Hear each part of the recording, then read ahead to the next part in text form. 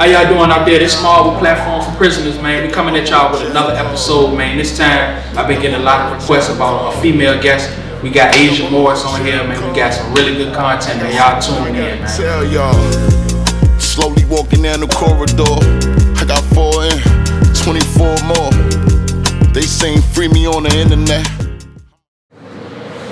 So, how you doing, Asia? I'm good. How you doing? I'm doing good. I appreciate you coming out supporting me, man. I've been getting a lot of feedback from the females asking me about when you want to have a female on there. You know, females go through stuff too. So, you know, I reached out to you, man. I'm glad you was able to come together and get this all done. You know what I'm saying? So, you know, just tell me a little bit about yourself, man. You know, as you know, of course, you know, platform for prisoners. This is a podcast that touches on, you know, people that, you know, had brushes with the law, you know, been incarcerated, and, you know, we try to talk about everybody's, you know, struggle in regards to transitioning back into, you know, society. You know, everybody's story different, you know what I'm saying? So how old are you?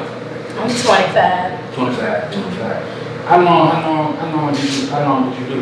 I did 3 years from 2017 up until 2019. Was that your first time getting locked up? That was my first time getting locked up and being stuck locked up. Right. Okay. So yeah. So how was that experience? You say you was how old when that happened? How old were you? At the time that I went in, I was 20. You was 20. 21. Were you? Did you have any kids? Yes, I had a son. I was 20. I had him at 19, so he was 2 years old. He was 2 years old. I was 21. I'm sorry. I was 21 when I went in. He was 2 years old when I went in. I got my 3 year sentence. Right. So give me kind of like a glimpse into the, you know, 19, 20-year-old age. I know you know what I'm saying. You know, we have a lot of adult conversations, and we on some grown up type time. You know, real button up. You know what I'm saying. Right now, but you know, just having a flashback to then. You know, give me like your mindset and your mentality back then. 19 years old, party, and unfortunately I was shot in a nightclub in downtown Richmond. You were shot? Paparazzi, yeah. What? On Thanksgiving night. How old were you? 19 years old. Oh, you was 19. You got shot in the club. 19 years old, yeah. What? So I know that traumatized. Yeah, it did. I didn't think that at the time. You know, it take years for you to realize that. I actually went out more after the situation happened. What? So 19, 20-year-old age, you was party, and I caught my first charge at 18 years old. It was a drug charge for me being at the wrong place at the wrong time. What? So you ain't do no time on the first one? I did a day. Just did a day? I did a day, and I received the first offender program. And once I received that first offender program, the night I got shot, they called my color just so happened, because that's what come with it, is the color code. When I went before the judge to let the judge know that I was shot, that's why I couldn't come in and do my drug test for my color code. Right. He told me, well, you shouldn't have been in the club. The club was 21 and up. I had an aunt that passed within that time. I had obituaries, hospital notes. I was shot in my chest 3 seconds from my heart. What? He just said, I'm going to give you 5 years, 5-year probation, 5 years suspended. So that's how that went down. What? So how long after you got shot did you know, catch a 3 year? I was shot at 19. At about 20 is when I caught my 2 new charges, where it was a situation with my child and he was in harm's way. And I just reacted instead of going about it the right way, you know, thinking on it. I just blacked out. Right. So after that, I extended my court date for a year. Right. You know, just to get things settled, you know, get in with my son, hoping that I would only do maybe 6 or 9 months. But unfortunately, they gave me 18 months for that. And then for that first charge at 18 years old, they gave me an additional 18 months in Henrico. So what, like a violation type of situation? It was a violation. They held it over your head? I was still on active probation when I caught the charges. Okay. So they gave me 18 months and another additional 18 months once I went over to Henrico. And I was like, what's 18 plus 18? I can't do 3 years. I 3 years. I said, how many? Yeah, so that's how it became 3 years. So look, so you got the 3 years, you was shot. I was fucked up. You was ready to pass out. I was. was. I was crying on the thing. They had to like pick me up and take me back to the bullpen. They had to like get me out the seat. My grandma was going in, my mama was going in.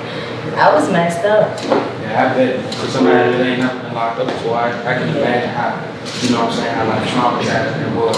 So give me like, you know, your mentality. Once you got the time, you got in the cell, you know you got 3 years. Like what was your time? What was your attitude towards your bid? So you know, once they gave me 3 years, I went to the holding cell. My lawyer told me it was 3 years. I still had the 3 years run through my head. I started calculating how old my child would be. That's the first thing I did. Right. I said, he gonna be 5 years old when I get out. Mm-hmm. So, you know, that hurt me right there. I had people in there though, they got 15 years and, you know, so that kind of like helped me. I'm like, okay, it could have been, you know, a little worse. You know, even though I was thinking it was going to be 9 months, I had financially prepared myself for 9 months, mentally for 9 months, not 3 years. But it happened. I thought in my head, it's not worth killing myself over. I prayed on it. You know, I cried that day in the bullpen. Once I hit the tea housing cell in Chesterfield, I cried a little more. But then I prayed. I opened my Bible up. They gave me a Bible. And I kept it pushing. After that, getting that time, once I got to that tea house and I had a cool little Sally, she was older. We still in touch now. Mm-hmm. You know, she prayed with me. She got 1 year, I got 3. We talked about it. We came to the conclusion, this we're gonna do, we about to order this food, we're about to do this time, and that's what it's gonna be. That's what it is. And another thing, I went in knowing that I was pregnant. I didn't tell the judge that I was pregnant. I slipped up scared knowing I was gonna get locked up dealing with somebody. You know, they had a little money in hopes that he would be there for me the whole time. I didn't tell my mama, I didn't tell my grandma. You know, that was something I kept to myself because I didn't want to add additional stress on my family. So I held that. I looked up my rights on Google to see whether I was able to get an abortion, and I looked it up, and you are.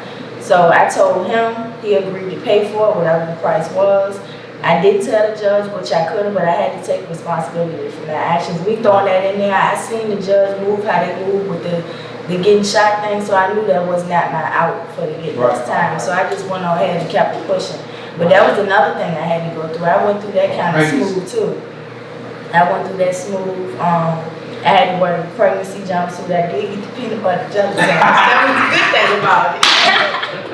And I was pregnant the whole bit. I was pregnant the whole time, even after the abortion. I'm pregnant. What? I'm pregnant. Peanut butter jelly. I sold it, flipped it. What? Chips. What? But yeah, if you've been in there, then you know. If you know, you know. But yeah, that was something I had to deal with on top of dealing with that. But I kind of pushed that to the side until it got to the point where I got the medical Riverside. They don't check you when you go in. Mm-hmm. When they do check you, you know, it's wide open, curtain open. If somebody was to go in there after dealing with a girlfriend, they loud about it. It's real uncomfortable. A lot of people don't get checked, and they don't even offer that check. Like in Chesterfield jail, I don't think they do either. You got to get shipped to an OBGYN. Only the president check you. So that's something the females go through. I don't know if they do that at the men. So what you saying? You said, let me run it past me again. So from Chesterfield jail to Riverside. Chesterfield, they don't check. You know, like they check men when they go in to make sure anything going on with you. Yeah. They don't do that at Riverside. Oh, okay. And the way the process for doing it is so like no privacy. So a lot of people don't do it. So they go to the penitentiary with something, or unfortunately, you know, if that's the case, that's what it is for females. What? So at Chesterfield, so it's a lot of smells. So you talking about like for pregnancies, venereal disease, just anything? You get checked soon as you get in jail. Chesterfield, I don't believe that either. For either or, you have to go out to outside OBGYN to do that stuff. Get out of here. Yeah. But they do a pregnancy check. They do that because if you coming off of drugs or something like that, they have to know that so you get your liquid methadone or whatever the case may be. But I had to tell them. Like I had to ask for that when I got to Riverside because they instantly shipped me because Chesterfield was only housing women at this time when we was going to a program.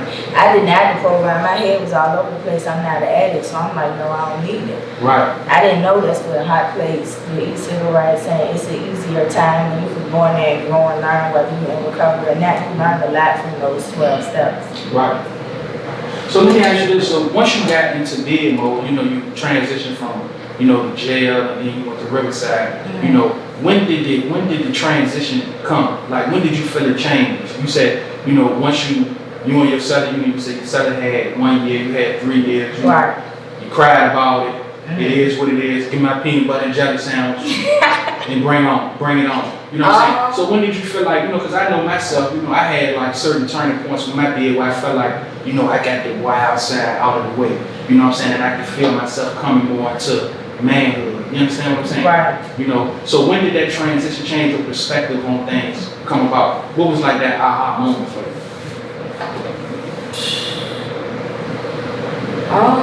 Do you think, because and let me say this too, for a lot of people, because what doing time is I always say this saying, like they say, if a man can't be still, he can't be humble. So when you sit down, it allows you time to yourself.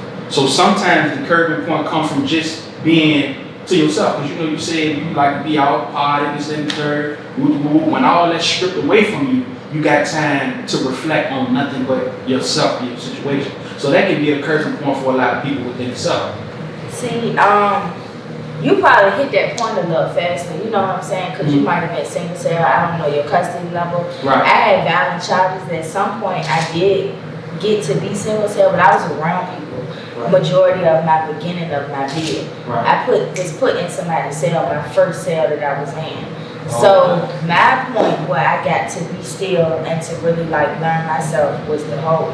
Yeah. That's where I transitioned. I had a spiritual awakening. I felt a happiness that I had never felt before in my life. And I was doing 40 days in the hole with this happiness. After doing, I think, 10 or 12 days in the hole before this 40-day one. This 40-day one is what sent me, like, okay. So I felt that, you know what I'm saying? I had a girl from Richmond as well. She had been shot before. We was talking. I was kind of like, we was down there like preaching. It was people going crazy, you know what I'm saying? Asking for sight meds that they weren't really supposed to be on, seeing snakes on the ground in their cell. Just telling the psychiatrist anything to get that pill so they can sleep that time away. Right. That was my peace be still moment. I started to write my book. I started writing some spoken word. I started praying more. I started getting close to God, and I had a real big spiritual awakening at that point. I felt that happiness I had never felt. I felt so happy that I cried. I had never felt that happy before. Like tears of happiness. Yeah, I was locked up, but I was free. Right. So mentally, yes, mentally, everything. Spiritually, I was there. Right. I was ready for me coming home. I was seeing this vision of like what we doing now. I was seeing myself thriving. I was seeing myself being an entrepreneur. I was seeing myself helping younger girls that may have been shot, in that path to get shot or either in that path to go to jail. That's where that happened in that hole. I had thoughts of it, in church, on them good church days where that one lady get up and sing it, just touch you. Touch your soul. But that whole thing, that was big. I couldn't shower for 7 days at a time. I had to get in my tub when we get our canteen, and I had to put soap in there because the canteen was late, and wash myself up. Cleanliness is close to godliness. I made sure I did that. I got on my knees and prayed. I didn't pray in the bed. I got on my knees in there. Right. The girl that I fought, her cousin was the CO, so she didn't feed me my tray one day. I kind of went crazy one day. The devil started trying to come in there just like God comes to the chosen ones. Right. He come too. Right. So I had to fight that. I'm pressing the emergency button, cussing them out to get my tray, but I didn't have that cake that I saved to keep me through the night. You get food early in jail. Right. So that was I fasted, I prayed. It happened, you know what I'm saying? And it just was an unfortunate situation that it happened at, but and after that, that's when I knew I was ready to be baptized. Now, after I got shot, now when I was young, I've been baptized 4 times, that one too. After that moment and that happiness, that peace feeling, talking to them other girls, uplifting other people, that's when I figured out, like, this is the one. Right. That was my moment where I knew I could get through my time. I'm gonna be good. I'm gonna come home. I'm gonna thrive. Me and my son gonna be good. I'm gonna win. Right. That's so crazy because you're telling me about that. Y'all time just as hard as I feel like I had and I talked about this on my first episode about somewhat of like a I don't really want to call it a spiritual awakening. It is. But I did like 63 days in the hole. Oh, that's. And when I talked about it on my first episode. I did 63 days in the hole, and at Greensville hole, the hole is over there by Death Row. So like one of the snipers or something it was either the first female to get killed in however many years, or one of the snipers, because I was back there twice. One of the snipers, one of the snipers I think I was on the yard with one of the snipers.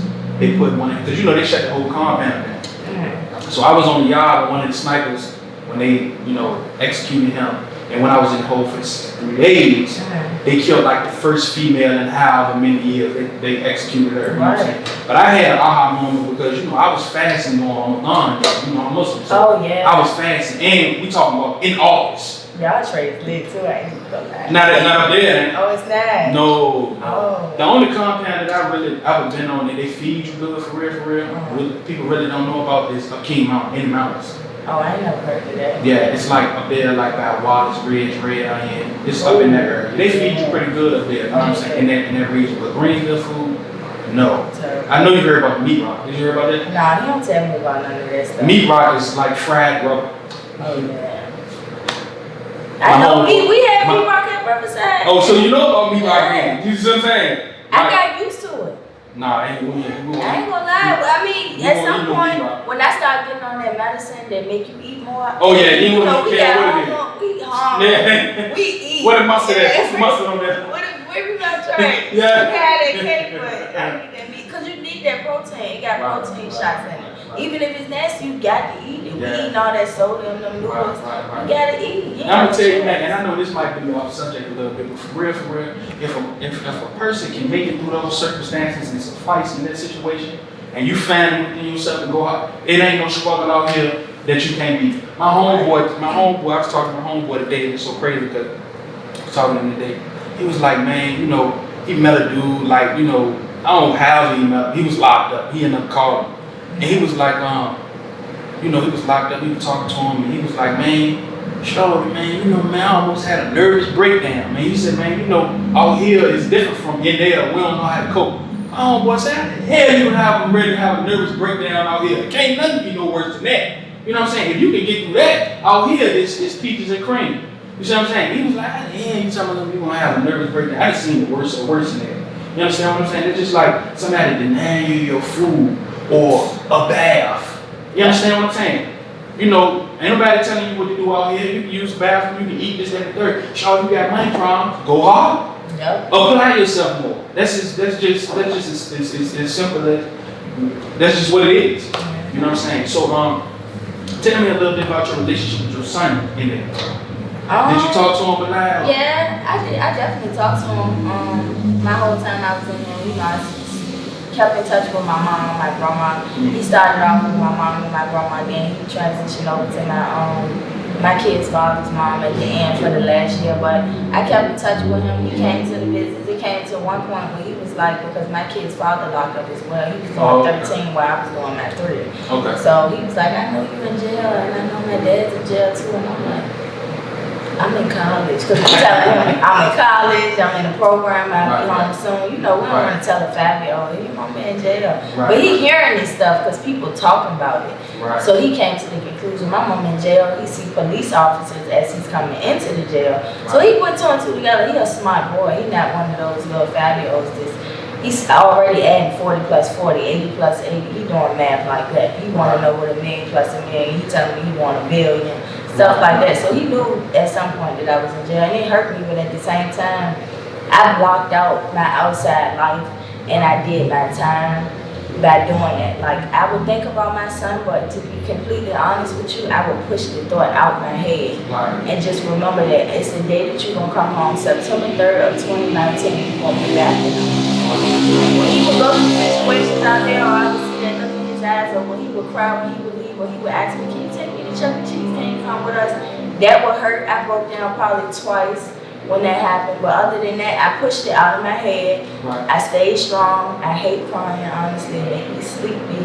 You know what I'm saying? So I try not to do it. But it's hard though. You know what I'm saying? But if you block it out your head and you just keep your time, I was in a blur. It's a lot of my time that I can't remember. I did the same thing every day. I got up, worked out, did this, did that. You know what I'm saying? It was like, clockwork. So I blurted out and I forgot a lot of stuff by doing that. That can be traumatic. You might not look at it as that, but I put trauma on myself by doing that. It's an easy big by doing that though. Right. I read, I learned, I wrote my book, I had to be hurt to become me, and I kept it pushing. Right. Instead of sitting around crying, I prayed, read my Bible, did scriptures, went to church every Sunday, did little stuff like that, even started a Bible study in the little child hall, little tiny thing in there. I was doing that, listen or say what I gotta say, read my favorite scripture, little stuff like that. I made myself an easy little bed, I can say that. And I only missed canteen 3 times out of 3 years. Wow. And that's a blessing right there in itself. Sure will. That food must have, man. That affected me. And every time I missed, I fought 3 times out of all 3 years, and every time I didn't go, I fought. Every time you go stuff. Every time I you were angry. Stuff. Angry. Angry. It's shing ding and swollen. Any problem I had, as soon as I come out, it's up. It was up. But the one phone problem, that wasn't my fault. But just so happened I ain't go that week. But she bucked on my call. And you know how we are about those calls. We was down for 23 days straight. My mama had a surgery. I was next. She went. She said, fuck her. I don't care about I'm so-and-so. So you know the rest. And that was a month. That was the 40-day hold. Oh, that's what you went to hold for? Yeah. Oh, no, that wasn't that one. That was, I wouldn't stop. They had to make me. That was the last fight. Yeah. Okay. So fast forward to the week of you going home. How did Look, I'm smiling. Let me see. Planning, writing, reading. I had by the end of my bed, I had a bucket list of places I wanted to take myself, places I wanted to take my son, things I wanted to accomplish, money that I wanted to make, marks I wanted to meet, things that I had that I wanted to do the day that I came home. Number 1 was get my license. Number 2 was get my son straight for school, because the day I came home, 3 days later, he went to school, put him on the bus. You know, little stuff like that. I was happy. You know what I'm saying? I was real jittery. I slept a lot of that time where I got put on some sleeping medicine like my last 60 days, and it blew me up. I came home 160, went in 115. And I gained like 40 in the last 3 months off that medicine. It was fluid weight though. Oh. But I was eating, happy, praying, reading, and looking at my goal list. Happy. So what's some of the goals that you had, like far as like money making? My number 1 goal when I first came home, you can't get none done or accomplish nothing if you don't have no license. Right. I left my car on the streets, I untagged it, I had it in the back of my grandma's house. My number 1 goal was to go wash my car out, clean all the spiders out, get all the little leaves and stuff out, I knew they was there, and hit DMV, and that's what I did. I went in there, I got my license, I spent my little coming home money at DMV. At DMV? At DMV. Okay. So what about as far as like business? Because we know you know what I'm saying, I know you know, like I said, you know, at the beginning of the video, you know, we talked for a long time when we first met each other. Right. Almost like 2 to 3 hours. You know what I'm saying? And that's one thing, you know, from initially meeting you that I respect about you. Just your grind. You know what I'm saying? You know, just that get up and go. So did you envision like where you at now in regards to, you know, business? Did you have the idea, like, cause I know you're doing pop-up shops, I know you're doing t-shirts and stuff like that. So is that something that you planned while you was in there? Of course. I knew the name of my reentry program and the women's program I wanted to do. Right. You know what I'm saying? It was me and another girl talking about it or whatever, stuff that we wanted to do when we came home. I saw that.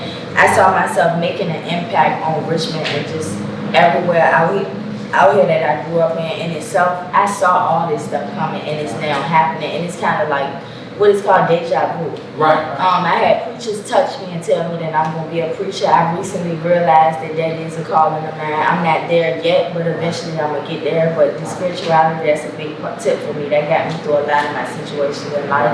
I got some habits I need to let go of. Right. As far as the shirts, that just came about just on the humbug, honestly. The lashes I've been doing since 12. The pop-up shops, that was something I did because I got a building for my grandma retirement party. She didn't want to mess with it because COVID. I said, well, I done spent this amount of money. We making something shake. I want my bread back. No, so I said, I'm going to do a pop-up and then the sipping paint at the end, get my money back, and it's a wrap. And it just kept going from there. Right. You know what I'm saying? But yeah, my goal really when I got out, it's got to start somewhere, was to get a job. I told myself I'm going to get multiple jobs. I loaded trucks at UPS for 6 months.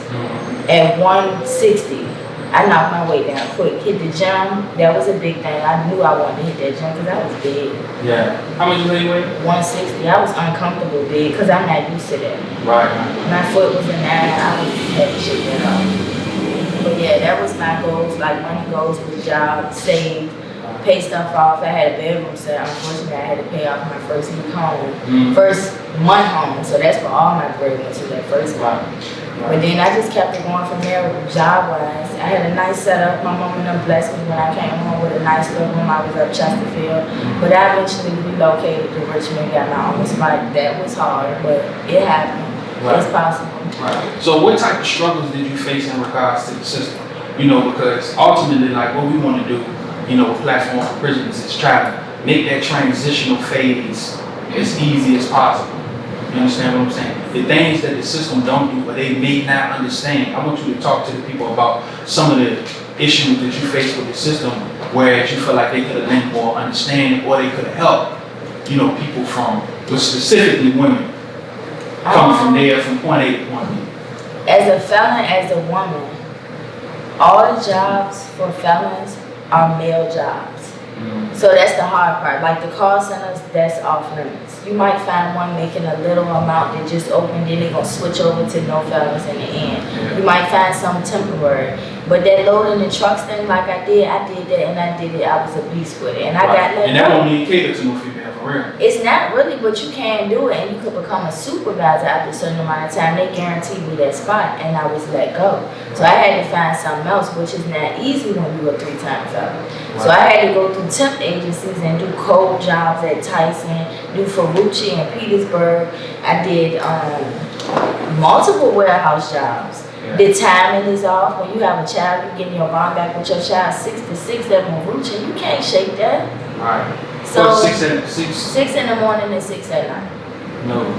So how you to do that and you just coming home? You got a kid. You got a kid. You can't. I mean, like it's almost impossible to win as a felon when it comes to the job market. And be a female. And be a female. You gotta work hard. You gotta put in muscle work in order to win. And you gotta have 2 jobs. Because that's not enough to pay for living. That's just enough for you to eat McDonald's and pay your phone bill and buy your son something out of city trains. That's it. You're not gonna win. You gotta have multiple sources of income or a lot of support. Right. Hampton Inn, I did that $725. When you done, you get sent home. Hampton Inn cleaning, yeah, they hire felons, but you get $725, $850 at the most. Once you finish your rooms, you go home. It's no set hour. Yeah, like no 8-hour shift, 40 hours a week, guaranteed. Yeah. So what I did was did my lashes and stuff and just kept hope alive. But it's definitely hard. Apartment hunting. That's another thing. Just like men go through it and have to put stuff in our name, it's women out here. Ain't no man putting no apartment in their name for us. So you gotta be tied down. You gotta have those recommendations. You gotta come having, you gotta have character letters. That's what I had to do to get where I'm at. I had to have that, pay a high deposit, go in there and tell them my story. Jobs too, I eventually peeped game and seen, okay, you can get these jobs. You just gotta give a little bit of yourself. Show them who you are and show them your character and show them that you changed. So it is possible. I want to throw that in there too. I didn't know that at first. I was still getting the feel for freedom. So I was like, I'm a felon and I can't, I gotta go here. Going to jobs that hire felons instead of going to jobs that don't hire felons and telling my story. That's where I'm at now. Right. Now I can get any job. But you gotta build that confidence up. You find yourself in there and then you refine yourself when you're free. Right. And you got a lot of temptations. Right. Unlimited amount of temptation. Unlimited. Yeah, you're right about that though. That's what I talked about that. I'm not sure if it was the last episode, but I talked about the naysayers, building that confidence, to be able to do the things that people say that you can't do. Yeah. You understand what I'm saying? Because you're gonna have a lot of people say, man, you can't do this, you can't do this, you're a felon. And that'll kind of like weigh on you a little bit. And it kind of like make you apprehensive, towards doing what it is that you need to do. You know what I'm saying? But like you said, man, having that faith and building that confidence and executing it and making it happen. You know what I'm saying? And you do all this, and at the same time, all this is going on. You have to still be a parent. You got to get that bond back with your child. Right. My first day home, it was real weird. I'm like, hey, I'm still back to normal. Like, oh, I'm back. Right. He like, he going to my mom and them. Yeah, I'm like, damn. you know what I'm saying? I'm hurt a little bit on the low, like I smoked a cigarette at night and I kind of like cried a little bit. Right. I'm like, Dad, you know, I gotta get it back. He Yeah. want to sleep in her room. He don't want to, you know, I want to sleep in the bed with him. I'm back now, you know, but I had to gain that bond back and understand that I made that mistake and I had to, you know, get it back. And how long did it take for it to turn over, you know, for y'all to get back? It's just getting back, and I'm going on 2 years. It's getting to the point because I had my mom with me recently. We was all staying together still again once I moved out. So, you know, it takes a lot of time because he continues to see these people. He would cry when he would leave me.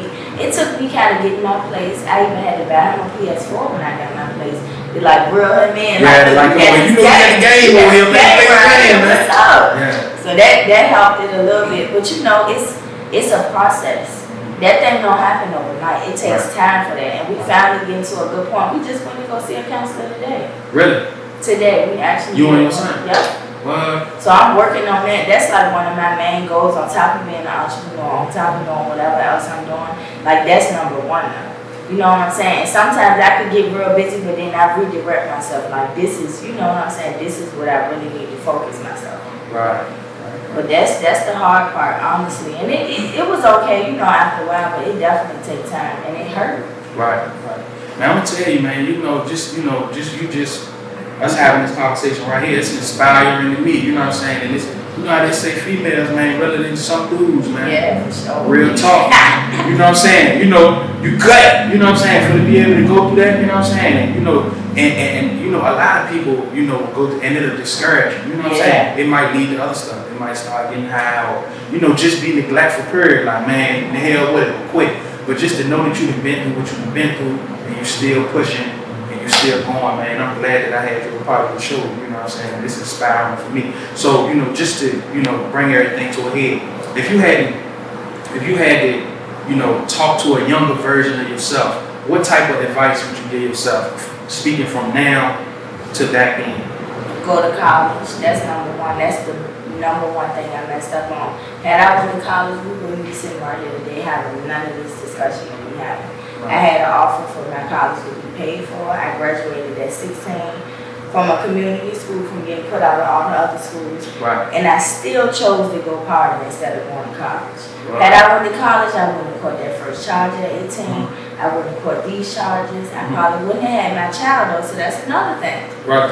But go to college for sure. Definitely stay in school after getting out of school, because once you move on from school, it's hard to get that school back. Right. You go in, you get it out the way, and you keep pushing, because that schooling is big. No matter what I just said, I did maintain. You know, I got my high school diploma, and that helped me a lot going through what I'm going through. Right. Also, just listening to your elders. Right. Listening to your elders. Learning from other people's mistakes and not your own. Going to college. Working. That's it. Any advice that you can give to, because I know it's, you know, it's gonna be some, you know, young ladies tuning in to this episode. Any advice that you can give to them? As far as Life, you know what I'm saying? You know, not going down that road, you know, what it can lead to. Because, you know, and another reason why I was propelled, you know, to initiate this episode and have a female come on here is because, you know, I got a little girl myself. You understand what I'm saying? And you know, it's more than just providing for her, you know, financially. It's also about, you know, being a teacher for her, being a leader, being a provider. I mean, excuse me, not being a provider, but it's other elements that come into fatherhood. You understand what I'm saying? And, you know, if you had advice that you can give to her, you know, because, you know, the lifestyle can seem, you know, attractive. You know, you got the guys, you know, you got the money, you know what I'm saying, the family, you know, everything that comes to that, you know. So of course there's something behind the smoking mirror, so to speak. You know, it's not what it's cut out to be. So what type of, you know, advice could you get those ones that's going down that road to that sense of allurement, you know, that lifestyle is what it is? honestly, I can say what I'm going to say, but I know enough to know that I was there once, so you kind of like, you're going to go on your own route. It's something it might take, but I would definitely say the attraction of the streets, it's just a hype. It's not true. Once you truly find yourself and you figure out who you are in life, That's when you become who you're supposed to be. That's when you win. That's when you thrive in life. You know what I'm saying? Never chase a man. Always have your own. Always get your own place first. Never go move in with a man and get used to that in-home person, that figure. Get your first place, learn how to do it, know how to do it without them. You're going to be good. Always have your own money. Never depend on a man. If he offer to pay for everything, then there's going to be something that's going to come with that for sure. Right. Never deal with a man in the streets. There's nothing good that come with that. They either get locked up, they die, or they go to jail. What else? Never sell yourself short. Definitely know your worth. Look yourself in the mirror if you got to every day and tell yourself, I am beautiful, I am worth it. You know what I'm saying? Eventually you will have children if that is a goal. So those men that are in the streets, they are not good role models. They will not groom your son to be a good son. They will not show your daughter how you are supposed to be treated. From the time management, from the stinginess of the money, and the things that come with it. It's just not, it's not it. Right. I did it, I learned from it, and I'm done with it. Right. Trust me, I know. That's all I ever dealt with. I'm 25 now, getting to the point that I'm done with it. It's not worth it. It's dangerous. I've been shot. You can be shot just dealing with those type of men by sitting in the car, just being right there. Not even being in the streets. Right. It's not worth it, and just the self-worth thing. That's number one. If you got that self-worth thing, and you push to find yourself faster, then you're good. Right. That's my best advice that I can give, honestly. Right. Man, that's powerful, man. And like I said before, I appreciate you for coming out on the show. Hopefully, I don't care if it reached one person. We done our job. Right. You know what I'm saying? You was a little nervous about getting on here, but you did your thing. You know what I'm saying? I definitely see you being a preacher, whatever you said that you wanted to do. I definitely see that. You know what I'm saying? In the future, you're very well spoken, and you can sense the realness and passion. You know what I'm saying? And I know you're speaking from a standpoint of experience. They say God gives his test to his toughest soldier. You know what I'm saying? And if you think about it for real, and if you think about a lot of the prophets and messengers and stuff like that, God gave these responsibilities were some of the humblest people. They came from some of the humblest backgrounds. It wasn't the King of Kings and these type of people. It was the humble people. You understand what I'm saying? So that within itself is inspiring. And like I said, I appreciate you for coming out and showing support. Let the people know where they can reach you. You can find me on Instagram. It's at Give Me What I Want. GIMMIWATIWANT, and my shirt page is Explicit Tees 8 XPLICITTZ8. And you can also find me on Facebook at Asia Morris, AYSIAH, last name Morris, MORRIS. Yeah, and so you got the t-shirt jumping.